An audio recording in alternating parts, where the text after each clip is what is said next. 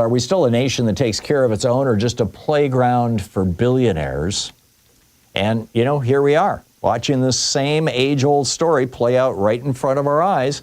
Republicans are about to hand out trillions, specifically $4.5 trillion in tax cuts to their billionaire benefactors. And how do they want to pay for it? They want to rip health care away from 13.7 million Americans, people on Medicaid, throw those elderly people out of the nursing homes, stop providing doctor visits to young people whose parents only, you know, like work at McDonald's, only earn $14,000, $15,000 a year. This isn't about health care policy. This is about a fundamental question that has defined our country since the New Deal. Are we a society that believes in the common good, or are we going to return to the brutal social Darwinism of the Gilded Age? That's really what it comes down to. I mean, don't forget how we got here. After the World War II, we operated on a simple mechanism that both Republicans and Democrats, at least until the end of the Eisenhower administration, understood, and that is that we take care of each other. It wasn't socialism, you know, the protests of Fred Koch notwithstanding. It wasn't communism. This was simply basic human decency codified into law. When Lyndon Johnson signed Medicaid into law in 1965, he wasn't just creating a health care program. He was affirming that in the wealthiest nation on earth, no American should have to choose between medical care and bankruptcy, between medication and paying their mortgage, between living and dying because of the size of their paycheck or their bank account. But then, of course, came the Reagan Revolution in 1981, and with it, this poisonous idea that government is the problem and that the market is a god who must be obeyed. A god, you know, a marketplace, by the way, that's largely owned and run by the morbidly rich. And that every person should fend for themselves in the raw jungle of unregulated capitalism. And that's when we began dismantling this social contract that made America great. Here's what the corporate media won't tell you. Medicaid isn't just for the, what Republicans call the undeserving poor. It's actually the backbone of our system of long-term care for American seniors. 63% of all the people in nursing homes in America have their nursing home bill paid right now by Medicaid. And this is what Republicans want to pull out, what they want to destroy, what they want to do away with, in order to come up with trillions of dollars to pay for their tax cuts for Elon Musk and Mark Zuckerberg and Jeff Bezos and Donald Trump and Don Jr. and Eric and all the other billionaires out there. They need, you know, they're trying to cut $800 billion from Medicaid. This would be the greatest upward redistribution of wealth in the history of America.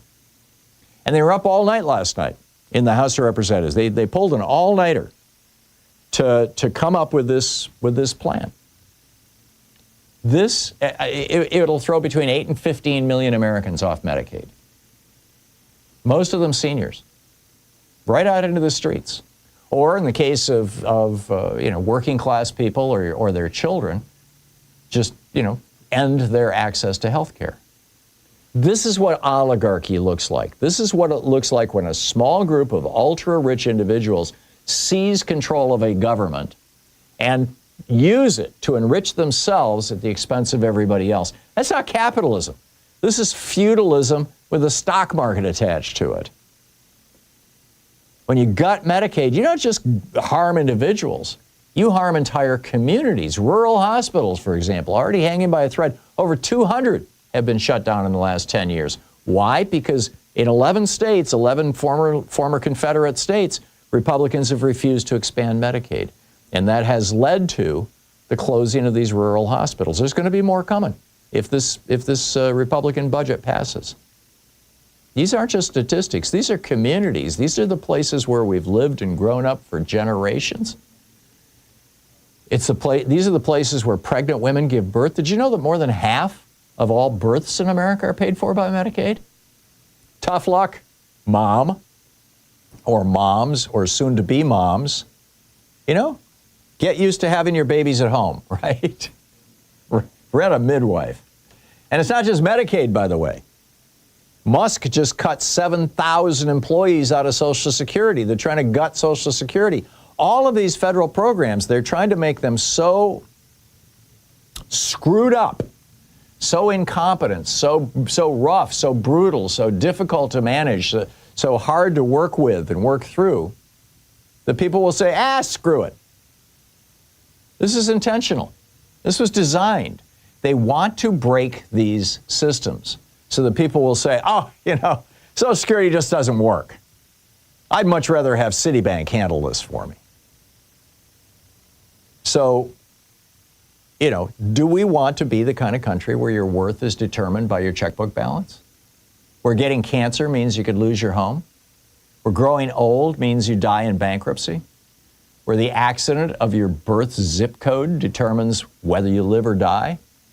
Where simply getting an education burdens you financially for the rest of your life? Or do we want, as Democrats have worked to create since the 1930s, to fully become a society where we share the risks and rewards, where healthcare and education are human rights, where growing old doesn't mean choosing between medicine and food? This isn't just about left versus right. This is about oligarchy versus democracy. This is about whether we're going to let a handful of billionaires and massive insurance corporations dismantle the social contract that previous generations fought and died to establish. That's the America that we're fighting for. We're the richest nation in the world. We can easily provide for everybody in the country if only our wealthy people. The 3 wealthiest men in America have more wealth than the bottom half of us. If they simply paid their damn taxes, we wouldn't have this crisis. So the choice is ours. And we better make it fast.